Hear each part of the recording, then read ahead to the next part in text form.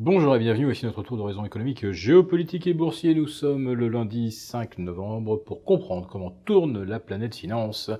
Et lorsqu'elle tourne comme un V8, c'est sur la bourse au quotidien et nulle part ailleurs. Et l'épisode du jour s'intitulera « Faites le plein de taxes et vous videz la croissance ». Bon, c'est un petit peu un des discours dominants depuis quelques semaines, depuis que les Français ont pris conscience de la trajectoire de la hausse des carburants. Et puis il y a eu bien sûr la hausse du gaz de plus 16%, totalement injustifiée en regard du prix du sous-jacent.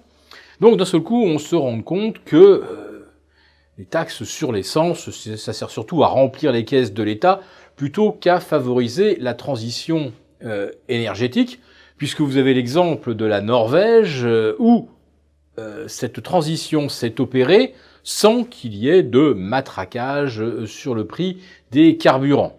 En plus de ça, la Norvège est un pays producteur de pétrole. Autrement dit, ils auraient pu continuer très confortablement de vivre sur leurs réserves et de ne guère se préoccuper d'environnement. Et pourtant, plus de 50% des Norvégiens maintenant roulent à l'électrique, et ce n'est pas parce que ils ont été dissuadés de continuer de rouler à l'essence par le matraquage fiscal.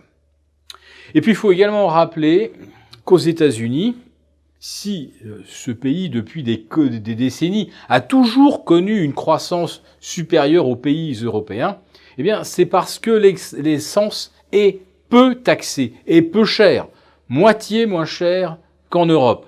Alors vous allez dire, mais non, c'est pas possible. Et puis d'abord, tout le monde ne roule pas à l'essence ou au diesel aux États-Unis. Alors aux États-Unis, le diesel représente une infime partie de la consommation. Ça concerne surtout les utilitaires. Les particuliers, eux, roulent à l'essence.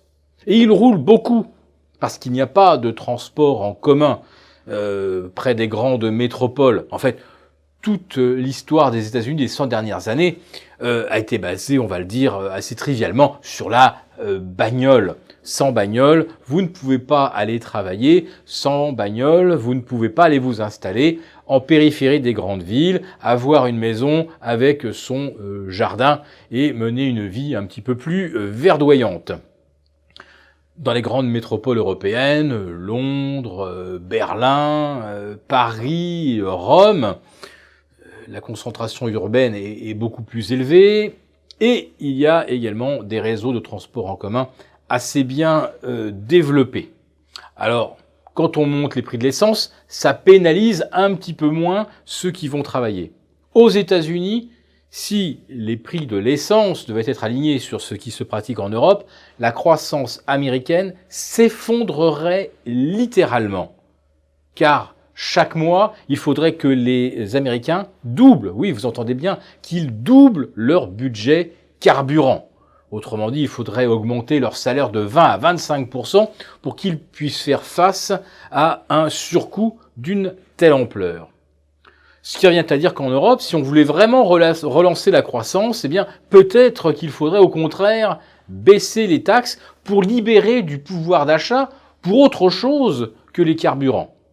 Parce que le pouvoir d'achat absorbé par les carburants, ne vous y trompez pas, il ne sert absolument pas à financer la transition énergétique. C'est tellement vrai qu'en France, si on avait vraiment voulu mettre le discours sur la transition en cohérence avec les faits, alors vous auriez peut-être pu effectivement être convaincu si on vous avait appris que depuis 20 ans, on avait pratiquement doublé le nombre de gares où les gens vivant en périphérie pouvaient aller prendre le train pour se rendre en centre-ville. Or, au cours des 20 dernières années, c'est tout le contraire. La moitié des gares ont été fermées en France, ce qui signifie qu'il n'y a pas d'autre alternative que la voiture. Donc on ne peut pas prétendre d'un côté taxer pour favoriser la transition énergétique et changer les modes de déplacement, et de l'autre côté, supprimer le principal mode de déplacement en commun. Donc quand on monte les taxes, oui, on remplit les caisses de l'État, évidemment, on ne favorise pas la transition énergétique, et comme je l'ai dit en préambule, en Norvège, ce n'est pas la voie qui a été choisie pour favoriser le passage à l'électrique. Au contraire, ce sont les subventions à l'électrique qui ont permis cette transition en douceur. Voilà, je pensais utile de rappeler quand même cette évidence.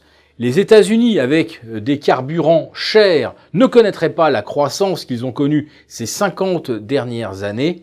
Et en Europe, la hausse des taxes sur les carburants, eh bien c'est du pouvoir d'achat qui a été enlevé à peu près partout où le choix de la taxe a été fait par rapport au choix des énergies alternatives. Mais rappelons qu'en France, pour l'instant, il n'y a toujours aucune alternative à la voiture pour ceux qui habitent en périphérie des grandes villes, là où il n'y a aucun transport en commun.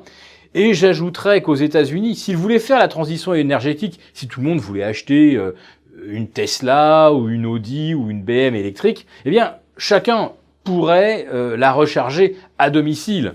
En France, vous vous apercevrez que la plupart des parkings pour les résidences collectives ne sont pas équipés pour recharger des voitures électriques. Alors, donner une prime à ceux qui veulent changer pour de l'électrique, pourquoi pas? Mais il faudrait aussi qu'on rende obligatoire l'alimentation depuis les parkings des grandes villes, parce que sinon, comment voulez-vous faire pour recharger votre véhicule? Donc vraiment, on marche complètement sur la tête en France. Commençons déjà par créer des points d'alimentation et ensuite, on pourra passer à la transition vers l'électrique.